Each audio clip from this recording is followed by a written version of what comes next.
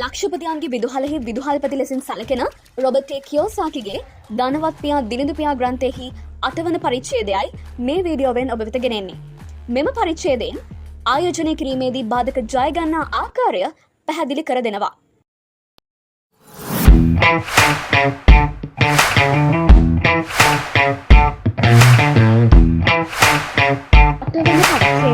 බාධක ජය ගැනීම. නිවැරදිව අධ්‍යාපනය ලබා නිවැරදිව මූල්‍යමය සාක්ෂරතාවයක් ලැබුණද මූල්‍යමය ලෙසින් ස්වාධීනත්වයට පත්වීමට බොහෝ අයට විවිධ බාධකවලට මුහුණ දීමට සිදුවේ. කදිම මූල්‍යමය සාක්ෂරතාවයක් ලද පුද්ගලයෙකුට තම වත්කම් වර්ධනය කර ගැනීමට අසිරවීම සඳහා බලපාන ප්‍රධාන කරුණු පහකි. අංක 1 බිය. අංක 2 සියලු දේහි දොස් දැකීම. අංක 3 අලසකම. අංක 4 වැරදි පුරුදු. අංක 5 අනිසි අහංකාරය. මුලින්ම ජයගත යුත්තේ මුදල් අහිමිවීමේ බියයි. මන්ද මුදල් අහිමිවීම අගයන කිසිවෙකු මෙලව නොවේ. එමෙන්ම මගේ ජීවිත කාලයේදී මුදල් අහිමිවීමට ලක් නොවූ ධනවතෙකුද මට හමු වී නැත. එමෙන්ම එකම ශතයක් හෝ අපතේ නොයවා සියල්ල ආයෝජනය කළ දිලින්දන්ද මට හමු වී තිබේ. එහෙයින් මුදල් අහිමිවීමේ බිය සත්‍යකි. එය සැමටම තිබේ. එහෙයින් වඩාත්ම අවබෝධ කරගත යුත්තේ මුදල් අහිමිවීමට බිය නොවීම හා එම අහිමිවීමට ඔබ හසුවන අන්දමයි. එම කරුණු දෙක නිවැරදිව පාලනය කළහොත් ඔබට මුදල් අහිමිවීමක්ද සිදු නොවේ. එමෙන්ම ධනවතෙකු හා දිලින්දෙකු අතර වෙනස වන්නේ එම බිය හසුරවන අන්දමේ වෙනස වේ. මුදල් සම්බන්ධ කටයුතුවලදී බියජනක හෝ කුලෑන්ට වීම ස්වභාවික වීමට ඉඩ තිබේ. නමුත් එම පුද්ගලයන්ද ධනවතුන් වීමට හැකිය. එය සමාන වන්නේ සෑම වීරයෙකුම යම් යම් අවස්ථාවලදී බියවීම හා බියගුළු දේ කිරීමයි. නමුත් එසේ වීම ඔහුගේ වීරත්වයට හානියක් නොවේ. මගේ මිතුරෙකුගේ බිරිඳ හදිසි ප්‍රතිකාරාංශයෙහි හෙදියකි. ඇය රුධිරය දුටු වහාම ක්‍රියාත්මක වේ. නමුත් ඇයට ආයෝජන පිළිබඳව කී විටදී ඇය ඉතා වේගෙන් එය මගහරි. නමුත් ආයෝජන වලට ප්‍රිය මා රුධිරයට බිය නොවේ. එයටද මම මුහුණ දෙමි. මුදල් පිළිබඳව ඇති බීතිකා මගේ ධනවත් පියා මැනවින් අවබෝධ කරගත්තෙකි. ඇතැම් පුද්ගලයන් නාගයන්ට බියය. එමෙන්ම ඇතැම් අය මුදල් අහිමිවීමට බියය. ඒ දෙකම අයත් වන්නේ බීතිකාවලටය. එසේ පවසන පියා මුදල් අහිමිවීමේ බියට විසඳුම් ලෙසින් අනුගමනය කළ යුත්තේ සියුම් ක්‍රමවේදයන් බව දක්වයි. ඔබ අවදානමට හෝ කලබල වීමට බිය නම් එය මුලින්ම අරබන්න. බැංකු අපට ළමා වියේ සිට මුදල් ඉතිරි කිරීම පිළිබඳව කියා දෙන්නේ ඒ නිසාවෙනි. තරුණ වියේදී සිටම මුදල් ඉතිරි කිරීම ආරම්භ විටදී ධනවත් වීම පහසුවකි. එනම් ඔබ මුදල් ඉතිරි කිරීම වයස අවුරුදු 30 වෙනුවට අවුරුදු 20 තෝරා ගතහොත් එය බොහෝ පහසුවකි. මගේ අසල්වැසියා සේවය කළේ පරිගණක සමාගමක වන අතර ඔහු එහි වසර 25ක්ම සේවය කර තිබුණි. නමුත් 5 වසරකින් ඔහු විශ්‍රාම යාමට නියමිත වූ අතර එහිදී ඔහුට සමාගමෙන් ඩොලර් මිලියන 4ක් හිමි විය. ඔහු ඒ රජයේ සුරකම්පත් හා ගිවිසුම් වල ආයෝජනය කළ අතර ඒ වෙද්දී ඔහුගේ වයස අවුරුදු 55කි. එම ආයෝජනයෙන් ඔහුට ඩොලර් ලක්ෂ 3ක වාර්ෂික ආදායමක් හිමි විය. ඒ ඔහුගේ වාර්ෂික වැටුපට වඩා වැඩි වූවකි. එම පුදුම සහගත තත්ත්වය ලැබීම අසීරු වූවක් නොවේ. නමුත් ඒ සඳහා අවදානමට හෝ අහිමිවීමට ඇති බිය සිතින් ඉවත් කළ යුතු වේ. විශ්‍රාමික වීමෙන් පසුව මූල්‍යමය තත්ත්වය යහපත් කර ගැනීමට නම් ඔබ විශ්‍රාමික දිවිය කල් ඇතිව සැලසුම් කළ යුතු වේ. තරුණ වියදීම ආයෝජන ආරම්භය යුතු වේ. මීළඟට ගැටලුවක් පැන නගින්නේ එසේ ආයෝජනවල යෙදීමට දැන් කාලයක් ඉතිරි නොවීම හා කාලයට පෙර විශ්‍රාම ගත්තා නම් කළ යුතු දේ පිළිබඳවයි. එවැනි අවස්ථාවකදී මුදල් අහිමිවීමෙන් ඇතිවන බිය හැසිරවීම පිළිබඳව ඉගෙන ගත යුතුයි. මගේ දිලිඳු පියා එක් කිසිවක්ම නොකළේය. ඔහු තම විශ්‍රාමික දිවිය පිළිබඳව අදහසද සහ මුලින්ම අත්හල අතර ඒ පිළිබඳව කතා කිරීමද අත්හලය. අනිත් පැත්තෙන් මගේ ධනවත් පියා මට නිතරම කීවේ ටෙක්සාස් වැසියෙකුසේ ජීවත් වන ලෙසිනි. මං හරියට ටෙක්සාසයේ වගේ, ටෙක්සාස් වැසියෙක් වගේ ඔහු පුරසාරම් දොඩයි. ටෙක්සාසයේ හැම දෙයක්ම ලොකුයි. ඒ වගේම ටෙක්සාස් වැසියෙකු දිනුවොත් එයත් විශාලයි. ඒ වගේම ඔවුන් පැරදිනොත් ඒ හරිම පුදුමයක්. අනෙක් අය හරියට පරාජිතයෝ වගේද මම ඇසීමි. එහෙම නෙමෙයි මං කියන්නේ. කිසිම කෙනෙක් පරාජිතයෝ නෙවෙයි. ප්‍රීතිමත් පරාජිතයෙක් මට පෙන්වන්න. ඔයාටම පරාජිතයෙක් පෙන්වන්නම්කෝ. ධනවත් පියා කීය. ටෙක්සාසයේ මිනිස්සු අවදානමට බය නැහැ. ඒ අය ජීවිතේ හසුරවන විදිය හරිම අපූරුයි. ඔවුන් කොයි දේ කළත් ඒ දේ කරන්නේ ලොකුවට. සල්ලි ගැන කතා කරද්දී හුඟක් අය බියටපත් වෙනවා. ධනවත් පියා එය විස්තර කර දුනි. ටෙක්සාස් වල මිනිස්සු ජයග්‍රහණයක් ලැබුවහම හරියට ආඩම්බර වෙනවා. පරාජයේදී හිතන්නේ ඒ තමාගේ ලොකුම පරාජයක් විදිහටයි. බොහෝ අය එහෙම කරන්නේ නැහැ. ඔහු පවසන අන්දමට බොහෝමයකටම ධනවතුන් වීමට නොහැකි වන්නේ පමණට වඩා ආරක්ෂාකාරී වීමෙනි. කොටින්ම ජයග්‍රහණය යනු පරාජයට බියවීමයි. මගේ ජීවිතය සම්බන්ධයෙන් කතාබහ කරද්දී ජයග්‍රහණය යනු පරාජය ලුහු බැඳීමකි. කිහිප වරක්ම මම පරාජයට පත්ව ඇත. පරාජයට පත් නොවූ ක්‍රීඩකයෙකු ලොව නොවේ. ආදරයෙන් නොපැරදුණු පුද්ගලයෙකුද නොවේ. එමෙන්ම මුදල් අහිමි කර නොගත්තෙකුද ලොව නොවේ. බොහෝ පුද්ගලයන් මූල්‍යමය සාර්ථකත්වයට පත් නොවීමට හේතු වන්නේ ඔවුන් ධනවතෙකු වීමට ලබන සතුටට වඩා මුදල් අහිමි වීමෙන් ලබන පරාජය ගැන සිතීමයි.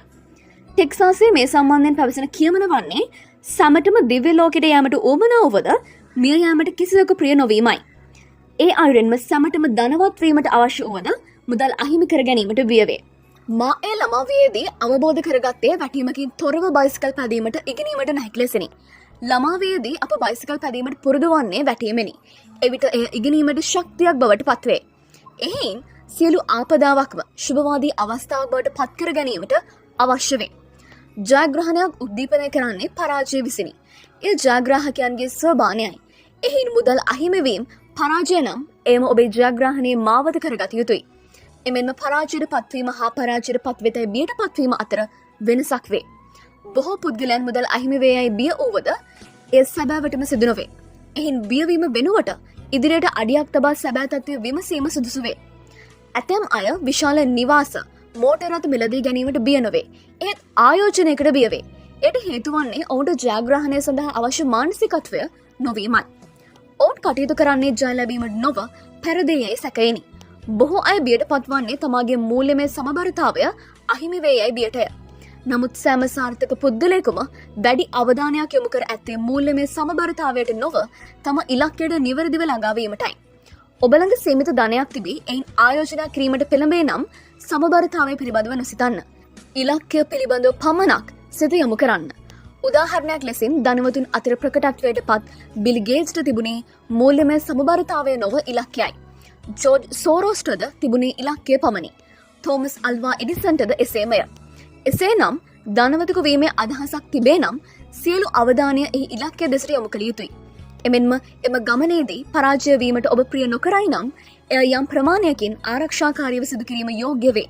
එවිට ආයෝජනයන්හි යෙදීමේදී සියුම් කල්පනාකාරී වීමක් කළ හැකි වේ.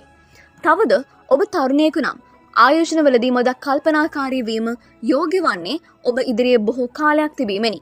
විශේෂයෙන්ම ආයෝජනය කරද්දී මුල් යුගයේදී මදක් ප්‍රවේශම් වීම වරදක් නොවේ. එමෙන්ම ඔබ නිදහස දැඩිව අගයන්නේ නම් තරගයේ යෙදීමෙන් ඈත් වී කටයුතු කිරීම සුදුසුය. මුලින්ම ඔබ ඔබෙන්ම ඇසිය යුතු පැනවන්නේ පරාජයට මා මුහුණ දෙන්නේ කෙසේද යන්නය. ඇතැම් අයව දිරිමත් කරන්නේ පරාජයන්ය. එවිට ඔබ පරාජය ජයග්‍රහණයට හේතුවක් කර ගැනීමට හැකිය. නමුත් පරාජය ඔබව දුර්වල කරයි නම් ඉන් මිදීම අවශ්‍ය වේ. නිදහස අගයන්නට දැඩි වෙහෙසක් හෝ තරගකාරීත්වයට සම්බන්ධ නොවී යෙදිය හැකි ආයෝජන තිබේ. භාණ්ඩාගාර බිල්පත්, සුරකුම්පත් හා කොටස් ඒ සඳහා කදිම උදාහරණයන් වේ. අප ජයගත යුතු දෙවන අභියෝගය වන්නේ සියල්ලෙහි දොස් දැකීමෙන් වැළකීමයි. වනසතුන් පිළිබඳව අපූරු කතාවක් ළමාවියේදී අපට කියා දෙයි. ඒ අහස කඩා වැටෙයි පවසමින් කැලේ සතුන් එක් දිසාවකට දිව යෑමයි. එවැනි දේ මිනිසුන් වන අපිද නිබදවම කරන්නෙමු. එනම් සියල්ල දෙස අශුභවාදීව තීරණ ගැනීමයි. ඒ හටගන්නේ අප සියල්ල තුළම වූ සැකය හේතුවෙනි. මම කඩවසම් මදියයි හෝ මම එයාට සුදුසු නැහැ යයි අප පූර්ව නිගමනවලට පෙළඹෙන්නේද එම සැකය මතිනි. එනම් සැකය අපව අකර්මණ්‍ය කරවයි.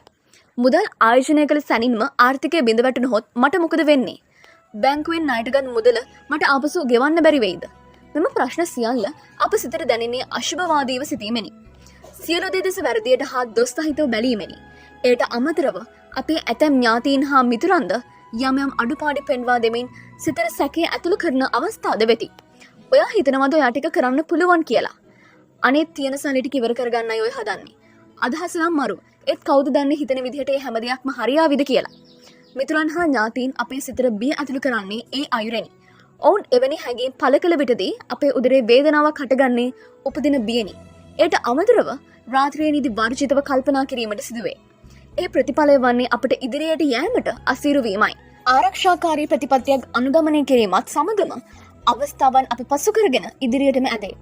බොහෝ ආර්ථික විශේෂඥයන් එය හඳුන්වා දෙන්නේ අනවශ්‍ය හඬවල් යනුවෙනි. මෙම අනවශ්‍ය හඬවල් තමා තුළම සේම පිටතින්ද උපදී.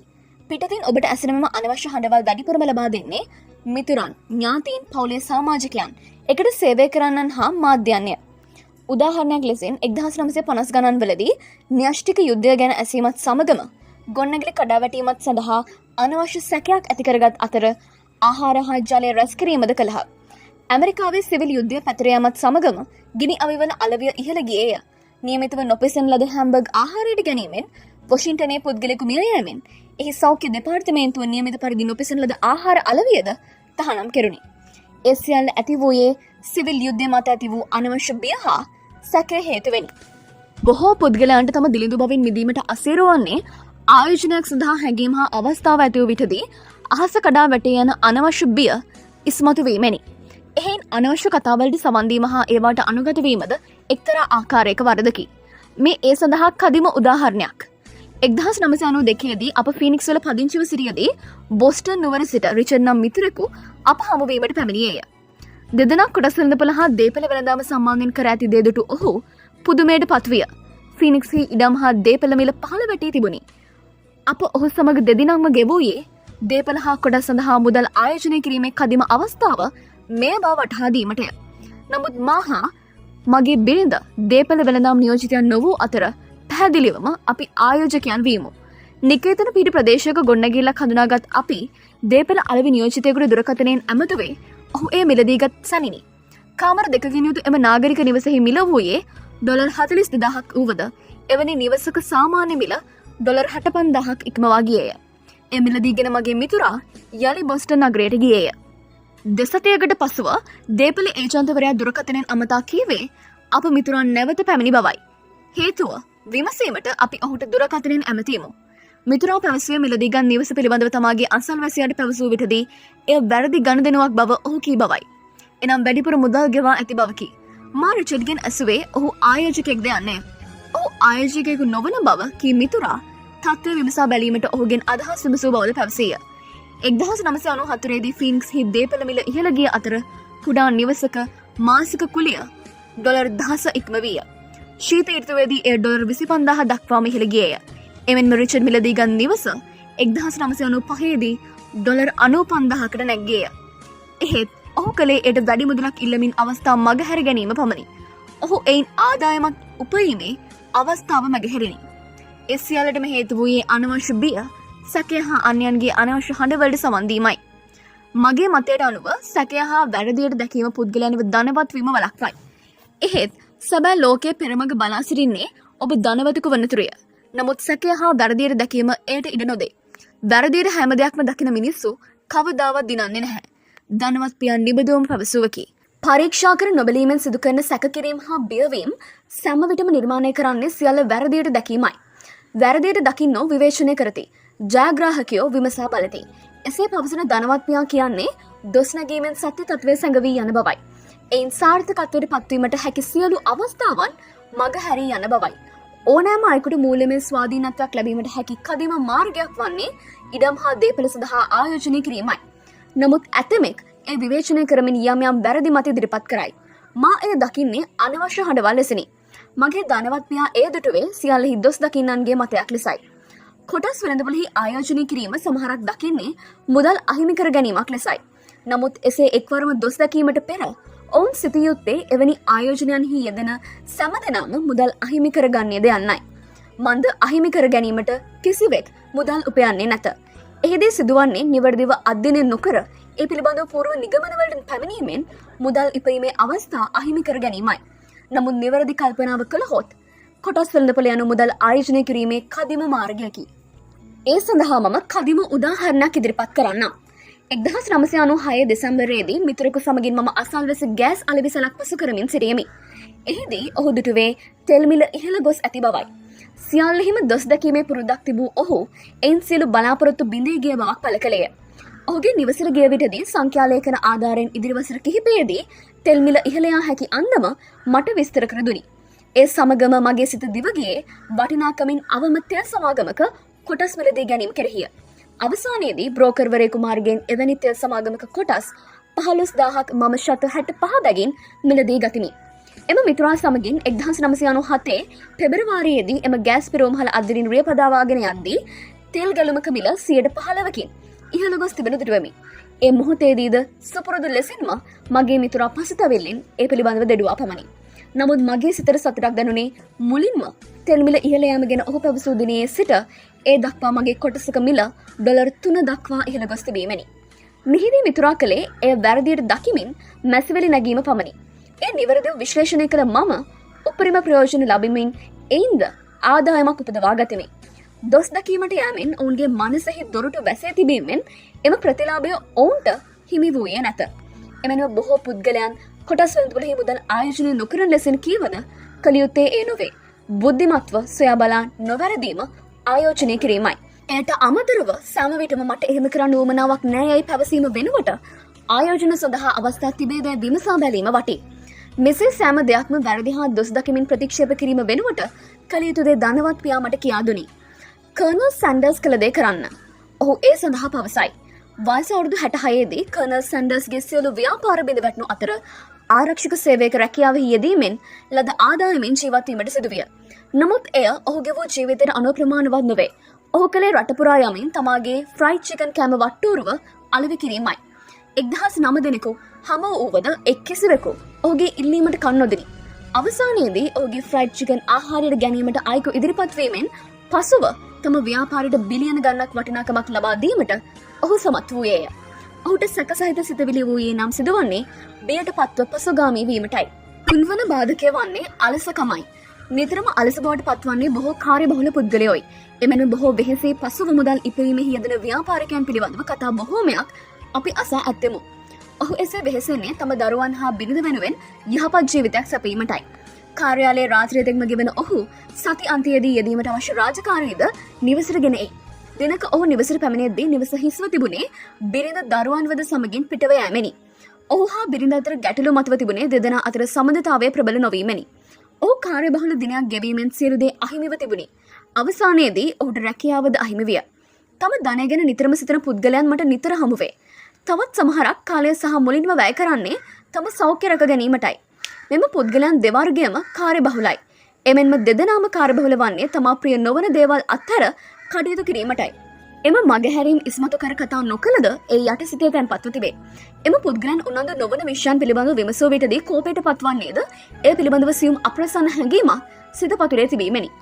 එම පුද්ගලයෝ රාජකාරියේ හෝ දරුවන්ගේ කටයුතු සම්බන්ධයෙන් කාර්යබහුල නොවුවත් රූපවාහිනිය නැරඹීම, ක්‍රීඩා කිරීම හෝ සාප්පු සවාරිවල යෙදීමට කාර්යබහුල වෙති. ඒ සමගම ඔවුන් තම ජීවිතයේ බොහෝ වැදගත් යම් දේ අත්හැර දමා ඇති බවක් දනි. එයද එක්තරා අන්දමකින් අලසකමකි. එනම් කාර්යබහුලත්වය තුලින් අලස වීමයි. අලසකමට පිළියම කුමක්ද? ඒ සඳහා කෙටිම පිළිතුර මදක් තණ්හාදික වීමයි. සාමාන්‍යයෙන් අප තණ්හාදික වීම හෝ ආශාවන්ගෙන් සිත පුරවා ගැනීම වැරදි පුරුද්දක්සේ සැලකෙනු ලැබේ. නමුත් එමගින් අලුත්, කදිම සහ පුදුම සහගත දේ ලැබීමට හැකිවේ. එහින් ආශාව හා ගිජුකමට පාලනයක් ලබා දුන් විටදී අලසකම මගහැර ගැනීමට හැකිවේ. ඒට අමතරව ඔයා හිතන්න ඔයාගෙන විතරමයි. ඔයාට සහෝදර සහෝදරියෝ ඉන්නවා කියලා හිතෙන්නේ නැත්තේ ඇයි? අම්මා මට නිතර කිව් දෙයකි. ඔයාට ඕන කරලා තියෙන්නේ මම ඔයාට ඕන දේ සල්ලි වලට ගන්නවා දකින්නද? ඒ පිළිබඳව නිතරම කිව්වෙකි. ඔයා හිතන්නේ සල්ලි ගස් වලින් කඩනවා කියලාද? අපි ධනවත් මිනිස්සු නෙවෙයි කියලාවත් දැනගන්න ඕන.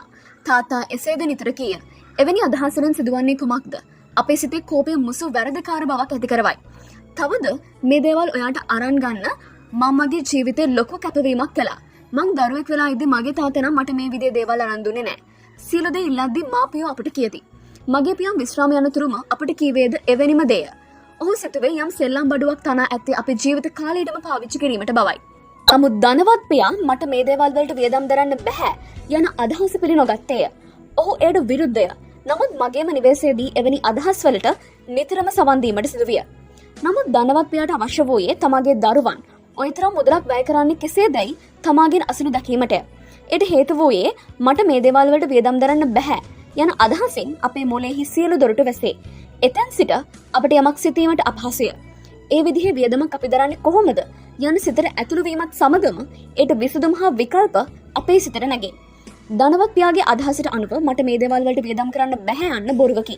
මිනිස් ආත්මයද එය දනි. මන්ද මිනිස් ආත්මය බොහෝ ගැටලු වලට විසඳුම් සෙවීමට තරම් ප්‍රබලය. කි ශක්තිය අපි දනි. එහෙයින් මට ඒ විදිහේ දේවල් වලට වියදම් දරන්න බෑ යනුවෙන් පැවසීමට සිතෙන්නේ අපේ අලස බව සිතෙහි ක්‍රියාත්මක වීමත් සමගිනි. එම සිතවිලි සමගින් සිත තුළ යුද්ධයක් ඇතිවේ. මන්ද අලස සිතට එම බොරුව මත යැපීමට සිදුවේ. ඒ සමගම කෙඳිරිල්ල තනන්නේ යම් අපි ජිම් එකට ගිහින් ටිකක් ව්‍යායාම කරමු යන්නේ. මට මහන්සි. අද මං හුඟක් වෙහෙසිලා වැඩ කළා. මිනිස් ආත්මය ඒට එසේ පිළිතුරු දෙයි. නොමැතිනම් මං දුප්පත් වේවි කියලා බයයි. ඒ හින්දා සල්ලි හොයන්න ඕන. යයි පවසනු ඇත. ඒ සියයට සිතුවිලි යටත් වන්නේ බොරු වලටය. මට ඒ දේවල් වලට වේදම් දරන්න බෑ. යන සිතුවිල්ල තුල ඇත්තේ දුක්බර බවකි. එම අසිරණ බව සෑම විටම ඔබව මානසික පීඩනයකට ලක් කරේ. නමුත් මං ඒ දේවල් වලට වේදම් කරන්නේ කොහොමද යන්න තුල හැකියාවක්, උනන්දුවක්, උද්‍යෝගයක් සහ සිහින දැකීමක් ඇතිවේ. ධනවත් පියා සෑම විටම සිතුවේ යමක් මිලදී ගන්නේ කෙසේද යන්න පිළිබඳවයි. එයින් ඔහු ප්‍රබල දිරිගැන්වීමකට ලක් වුණි. ධනවත් පියා මයික් හා මට කිසිවක්ම පහසුවෙන් ලබා නොදිනි. අප උසස් පාසලට දැමුවේද මං මේ දේවල් වලට වේදම් කරන්නේ කොහොමද යන්න පැවසීමෙනි. මන්ද එසේ පැවසීමෙන් අපට ඉලක්කයක් ලැබුණි. ඒ ජය ගැනීමට අප තුළ ක්‍රියාවලියක් ක්‍රියාත්මක වේ. නමුත් මට සිතන අන්දමට අද ලෝකයේ සිටින මිලියන ගණනක් තමාගේ තණ්හාදක බව කෙරෙහි වැරදිකාර හැඟීමක් ඇති කරගනි. ඒ ළමා අවදිය සිටම පැවතෙන පුරුද්දකි. විවිධ සුන්දර දේ හිමි කර ගැනීමේ ආශාවක් ළමා වියේදී සිටම සිතට දැනේ. එසේ ඇතුළු විටදී ඔබේ ලබන්නේ කොහොමද යයි ඔබේ සිතටම තරවටු කරගනි. එතෙන් සිට ඒ ලැබීමට සිදුවන්නේ වැරදිකාර හැඟීමක් යටතේය. අනවශ්‍ය ලෙසින් කරන වැරදි මුදල් ඉපීමෙන් මා ඉවත් වූ විටදී ඔබ වෙහෙසටපත් නොවුනහොත් මේ ජීවිතය ගෙන යන්නේ කොහොමද යයි මගේ සිත මගෙන් ඇසීය. මුලින්ම අප එවැනි සිතවිලි පරාජය කළ යුතු වේ. ඒ සඳහා අලසකම මර්ධනය කළ යුතු වේ. හතරවන බාධකය වන්නේ වැරදි පුරුදුයි. අධ්‍යාපනයට වඩා අපේ ජීවිතය නිවැරදිව හෙළිදරව් වන්නේ අපේ පුරුදු තුලිනි. වරක මිතුරෙකු ආනල්ඩ් ස්වෙසෙනෙගර් රඟපෑ කොනන් චිත්‍රපටය නැරඹීමෙන් පසුව මා සමග කීවේ ආනල්ඩ් වගේ ඇඟක් හදාගන්න මටත් ආසයි යනුවෙනි. එය බොහෝ පිරිමින්ගේ සිහිනයක් වීමට ඉඩ තිබේ. ඒ දවස්වල ඔහුට තිබුණේ හරිම කෙසග සිරුරක්නේ. මගේ තවත් මිතුරෙක් පෙරකී මිතුරා සමග කීවේය. ඒ වුණාට එයා හැමදාම ජිම් එකට ගිහින් ඇඟ හදාගන්න හැදුවලු නේද? මගේ තවත් මිතුරෙකු ඔහු සම්බන්ධයෙන් කීය. එයාට තියෙන්නේ ආනල්ඩ්ගේ පිස්සුවක්. බොහෝමයක්ම මා සමග පවසා ඇත. ඒ අදහස් සියල්ල ගැන ඔබට සිතෙන්නේ කුමක්ද? ඒවා අපේ පුරුදු පාලනය කරන හැසිරීම් වේ. වරක මම ධනවතුන්ගේ පුරුදු මොනවාදයි ධනවත් පියාගෙන් විමසීමි. ඔහු ඒ පවසනු වෙනුවට සුපුරුදු ලෙසින්ම මට උදාහරණ රැසක්ම දැක්විය. ඔයාගේ තාත්තයාගේ බිල ගෙවන්න කවදාද? ඔහු මගෙන් ඇසීය. හැම මාසකම මුල. සමහර ගෙවීම් එයා ඉතුරු කරගන්නවාද? එහෙම කළොත් බොහොම අඩුවෙන්ම තමයි. ඒක තමයි එයා හැමදාම සල්ලි එක හැප්පෙන්නේ. ඒක එයාගේ වැරදි පුරුද්දක්. ඔයාගේ තාත්තා හැමදාම මුලින්ම ගෙවනවා. එයා ගැන මුලින්ම හිතුවේ නැහැ. බිල් ගෙවන එක එයාගේ වගකීමක් නේ. ඔයා කියන්නේ මගේ තාත්තට කරන්න තිබුණේ බිල් ගෙවන එක මග ඇරිලා කියලාද? මම ධනවත් පියාගෙන් ඇසුවේ ප්‍රබල කුතුහලයකින් යුතුව. නෑ මං එහෙමම කියන්නේ නැහැ. මගේ බිල් නියම වෙලාවට ගෙවන එක අනිවාර්යයෙන්ම සිද්ධ වෙන්න ඕන දෙයක් කියලා මාත් පිළිගන්නවා. ඒත් ආණ්ඩුවට සල්ලි ගෙවන්න කලින් හැම මිනිහෙක්ම Taman ගැන මුලින්ම හිතන්න ඕනේ. ඔයාලගේ හැම දෙයකටම සෑහෙන සල්ලි නැත්නම් මොකද කරන්නේ? ඒ වගේ වෙලාවකදී ඔයා මොකද කරන්න කියලා මට කියන්න. කලින් කියපු දෙයමයි. මං ඉස්සෙල්ලාම හිතන්නේ ආණ්ඩුවට යන සල්ලි ගැන නෙමෙයි. මං ගැනයි. මට මගේ වත්කම් හැම දෙයකටම වඩා ලොකුයි. බිල් වෙලාවට නොගෙවුවාම එයාලා ඔයා පස්සෙන් පන්නන්නේ නැද්ද? මං ඇසීමි. ඔව් එයාලා එහෙම කරනවා. මං කියන්නේ බිල් නොගෙවා ඉන්නවා කියන එක නෙමෙයි. මං මුලින්ම කරන්නේ මගේ දේවල් වලට අවධානය යොමු කරන එකයි. ඔයා කොහොමද එහෙම කරන්නේ? මෙතනදී වැදගත් වෙන්නේ කරන්නේ කොහොමද කියන එක නෙමෙයි. ඇයි එහෙම කරන්නේ කියලායි. හොඳයි. ඇයි එහෙම කරන්නේ? හොඳ පෙළඹවීමක් ලැබීමටයි මං එහෙම කරන්නේ. මෙහෙම හිතන්න වෙලාවට බිල් නොගෙවුවොත් කවුද මහ හයියෙන් කෑ ගහන්නේ? මමද ණය දුන් අයද? ඔයාට ණය දුන්න අය අනිවාර්යයෙන්ම මහ හයියෙන් කෑ ගහනවානේ. මම කියමි.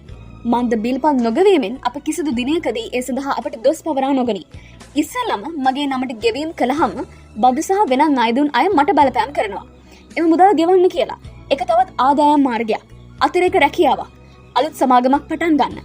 කොටස් ගනුදෙනු කරන්න කදිම පෙළඹවීමක්.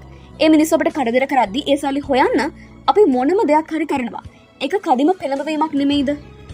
අපි අපේ සල්ලි අන්තිමට ගෙවන්න හිටියොත් පීඩනයක් නැති හින්දා ඔය නිකම්ම ඉන්න හිතනවා. ධනවතුන්ගේ එම පුරුද්ද තුලින් ඔවුන් දියුණුවට පත්වීමට උපකාරයක් බව මට පසුව සිතුනි.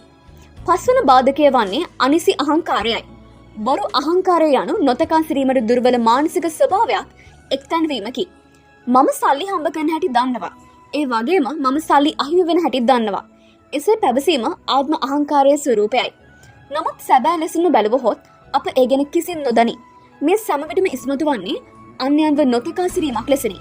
ගණකාධිකාරීවරුන් සහ සිසු කාර්යාලීය ප්‍රධානීන් සමග මූල්‍යමය කටයුතු සම්බන්ධයෙන් කතා කරද්දී මෙම නොතකා සිරීමෙන් ප්‍රබල පාඩුවක් සිදුවේ.